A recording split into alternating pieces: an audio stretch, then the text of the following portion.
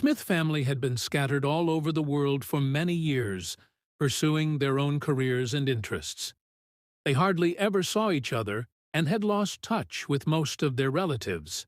But one day, they received a letter from their elderly grandmother, inviting them to a family reunion. At first, they were hesitant to go. Some of them had not seen each other in years, and there were tensions and conflicts that they had never resolved.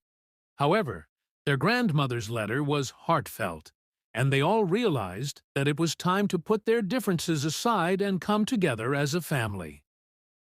The reunion was to be held in a large house in the countryside, and the family members made travel arrangements to arrive there from all over the world. There were cousins, aunts, uncles, and grandparents, all excited to reconnect with each other and relive old memories. When they arrived, they were greeted with hugs and tears of joy. It was a heartwarming scene as family members caught up on all the latest news and reminisced about old times. They spent the first day simply getting to know each other again, sharing meals and stories, and playing games. On the second day, they decided to take a walk around the countryside.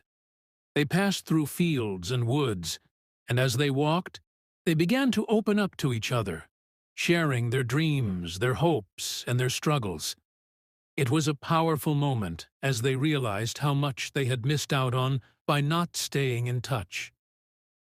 That evening, they gathered around a bonfire, singing songs and roasting marshmallows. They shared stories of their childhoods, their parents, and their grandparents, and they all felt a sense of connection that they had not felt in years. On the third day, they decided to hold a family meeting to discuss their plans for the future.